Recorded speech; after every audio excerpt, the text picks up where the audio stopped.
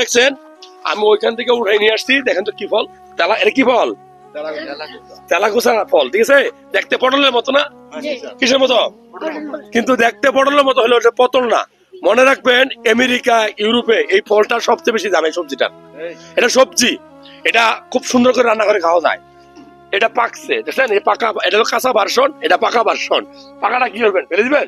এই দেখেন আমি কি খাইতেছি না ফেলতেছি? খাচ্ছি না। এটা খাইলে কি হবে জানেন? এটা মিষ্টি মিষ্টি লাগে, একটু টক টক লাগে। এটা ডায়াবেটিস যাদের আছে ডায়াবেটিস কন্ট্রোল হয়, এটা ওজন কমায়, এটা আপনার রক্তের খারাপ কোলেস্টেরল কমায়, আপনার হার্ট ভালো রাখে, স্কিন ভালো রাখে।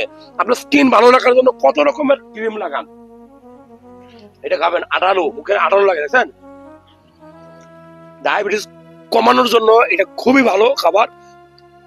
আপনার অ্যালার্জি কন্ট্রোল করার জন্য খুবই ভালো খাবার। আপনার ওজন কমার জন্য কি খাবার খাইতে পারবা? এটা খাইলে অনেকে মনে করে যে পাগলা হয়ে যায়। আসলে কি পাগলা হয়ে যায়? না না না, নেভার এভার। আমি তো খাচ্ছি, আপনার কি মনে হয় আমি পাগলা? আল্লাহ ভরসা, আল্লাহ ভরসা।